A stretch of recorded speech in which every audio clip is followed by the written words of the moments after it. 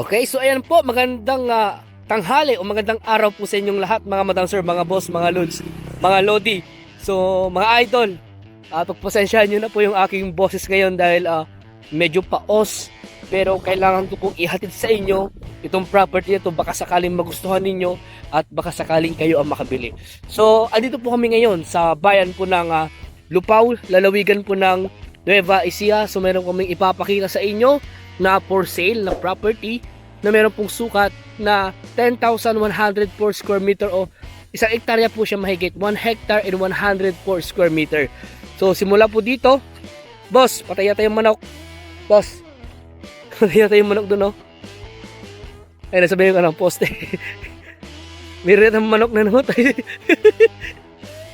Patay o buhay? Ay, wala, patayin na. Sayang. So, sakto-sakto pa naman sa kuha ng video natin. So, ayun po, simula po kay Boss Alistair, ayan, yung fence na to, hanggang dun po, nasa mga kulang-kulang 45 meters po yung kanyang frontage, nasa 44.990 plus, mga ganun po yata. Basta kulang-kulang 45 meters po siya. O sabihin natin 45 meters na lang po dahil kapag ni-run off naman natin. So, nasa mga 45 meters po ang kanyang entrada. At ang maganda po dito, maganda po yung mountain, yung view. May mga mountain view po siya.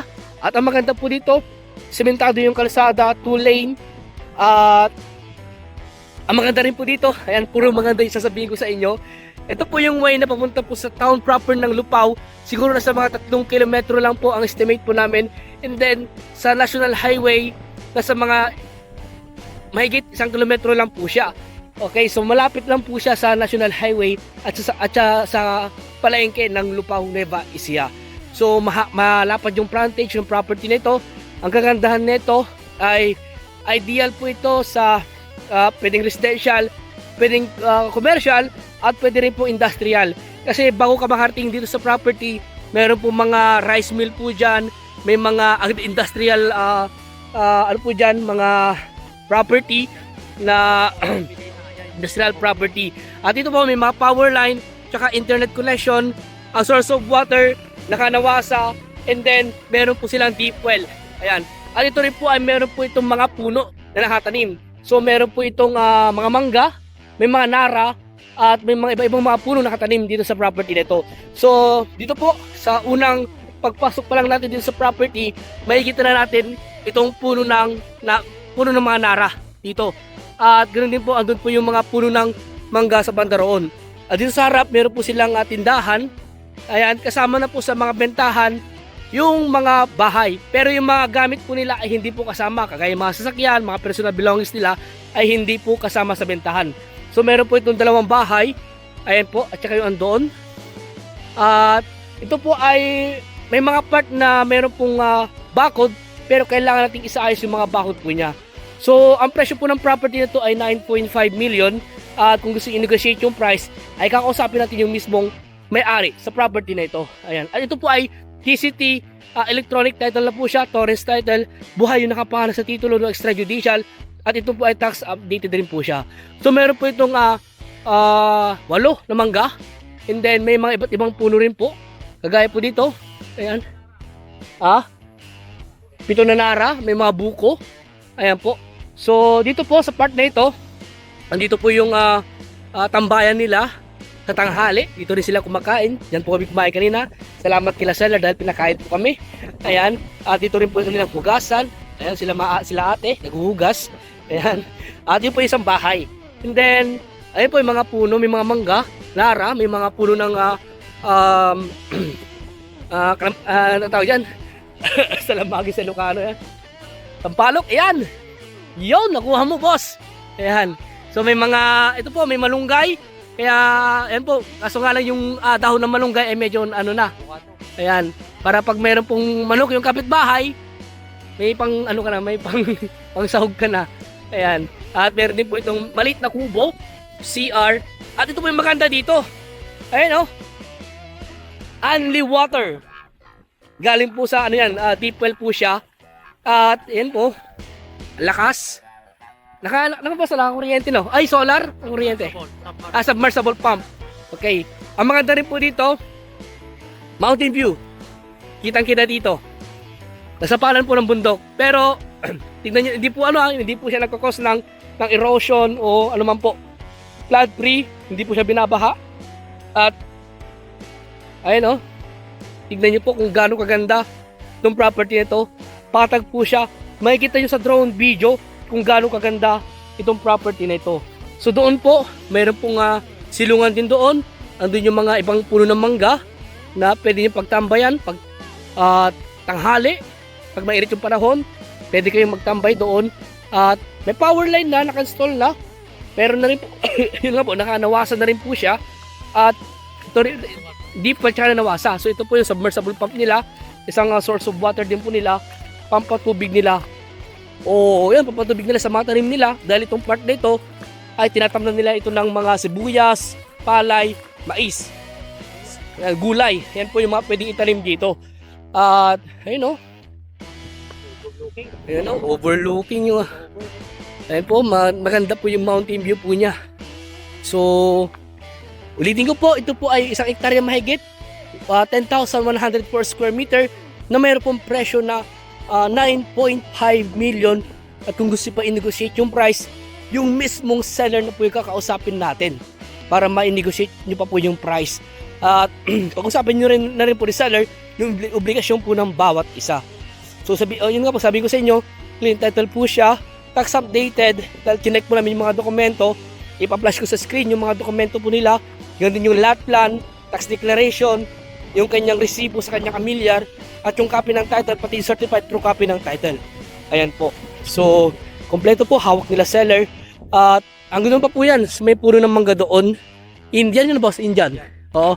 Tsaka ito siguro, yung sa mga sagingan, kasama siguro yan, batterin nila. So ipapakita ko naman po sa inyo itong submersible pump nila na talagang ginastusan po nila ito. So maganda dito, boss, ipa-solar na lang ito, no? Oo, solar. Solar na lang. Pero pwede naman solar tsaka kuryente. Para in case na, sabi nga na, pag walang araw, paano kung makapag-create down ng Kaya meron tayong second option, yung kuryente. Kapag brownout naman, ayan, may solar. Pero pag brownout sa gabi, wala rin hindi gagana. Pero mas maganda, bilhan mo na lang din ng battery kapag mayroon kang solar, para mayroon kang reserba. Ayan po. Ang lakas ng tulog, boss. Nasa loob yung Nasa loob kasi po yung pump niya, yung electric pump. Baka mahulog ka dyan, boss. Malalim yan. Mababaw lang. Kalalim din. Mga ilang kalalim kaya, boss? Mano? Nagpapahukay pa daw eh. Oo. Tapos, ayan po. Marami rin pong kapitbahay po dyan. Ayan, patag na patag po itong property nito. Maganda po ito sa magre-retire. Maganda po residential. At sa mga, pwede rin po pang industrial to. Mga sa rice mill, ganyan po. O resort, ayan, maganda rin po resort. Farm resort, ayan. Sa mga naghahanap po ng ganito. Patag po siya. May mountain view. Kaya maganda po itong property nito. Kaya mga madam sir, mga boss, mga idol, kung gusto yung makita itong property nito, mag-schedule na po kayo ng viewing. Sasamahan po namin kayo dito sa property. Kung tinatanong nyo po kung magkano yung last price, sinasabi ko na po sa inyo, nakadepende po sa seller po yan. Puntahan natin po, kung interesado po kayo, mag-schedule na kayo ng viewing para makita nyo po ninyo. At on the spot nyo po na makakausap po yung mismong seller sa property nito para may negotiate nyo pa po yung price. Kaya kami ng po mga ahente nyo ay aalalay po kami sa transaction. Kami po yung mga mag-aasikaso ng mga dapat maasikasuhin pa po. Kagaya sa mga dokumento. At kami na rin po magta-transfer po niyan, tutulungan po namin kayo. Pero yung siyempre expenses po sa inyo at siyempre yung professional fee namin na mag-aayos po ng dokumento. Ayan. So tutulungan po namin kayo. At salamat din po sa mga kliyente po namin na nagtiwala po sa amin. Salamat din po dahil yung iba po ay nare-release na po namin yung mga titulo nila. Salamat sa tiwala at sana po ay makaulit pa po kayo makabili sa amin. Ayan, salamat sa mga positive feedback po ninyo sa team po namin. At patuloy po namin aayusin at gagalingan pa po yung trabaho po namin para sa inyo po. Ayan, so andito na po ako sa pinakadulo ng property. So hanggang nun po sa puno na yon, hanggang nun po sa may saging po na yan. At kasama po itong Indian mango po na ito. Indian mango na Wow, sakto po. Pag nabili niyo po ito, may bunga po yung Indian mango, maliliit pa. Ayan, maliliit pa po yung bunga ng Indian mango. Okay, so, ayan. Time check, alas 12 po ng tanghali. Medyo mainit, pero maganda yung property. At pag ando naman po kayo sa mga salilin, sa may mga puno, malamig po doon. Ayan. So, patag po siya. Makikita niyo po sa drone video yung mga iba't ibang part ng property nito. At ulitin ko po, yung kanyang detalye, yung pinaka-importanting detalye po nitong property nito, yung area po is mahigit sa hektarya, 10,104 square meter, clean title, buhay ng kapangalan, at ito rin po ay maganda, at tax-updated, ayun po, tax-updated po ito. Ang binayaran nila 2020 to 2026 yata, nasa mga, nasa 5,000. Ayan, yung binayaran po nila. So, siguro ang yearly po nito nasa makulang-kulang 1K. Yearly po ang binabayaran nila sa amilyar. At ito nga po ay malapit lang po ito sa highway at sa palengke. At wala po tayong dadaan ng rough road dahil lahat po ay sementado ang daan. 2 lane po ang kalsada at malapit lang po ito sa sa palengke. And ang layo po niya sa Maynila, siguro sa mga 3 oras po siguro. Sa Baguio, sa North Part, siguro sa mga kalahating oras. Ganyan po. Ayan. So kung may katanungan po kayo regarding sa property nito, mag-schedule, tawagan nyo lang po ako. Naka-flash sa screen yung aking contact number. Pwede nyo katawagan sa Viber, sa WhatsApp. Naka-register po yan. Pwede nyo kontakin sa Messenger. Pwede nyo po akong tawagan sa aking contact number para kapag-usapan natin kung meron pa po yung ibang katanungan. At kung din po kung gusto nyo mag-viewing sa property na to. Ayan, so please follow and subscribe po sa aking Facebook, sa aking YouTube, at ngayon din po mag-join din po sa aming group sa aming Team Realtors po na group. Ayan, para maka-join po kayo doon at makita nyo rin po ibang mga listing po namin, baka sakaling mahanap nyo po yung mga property na gusto po ninyo.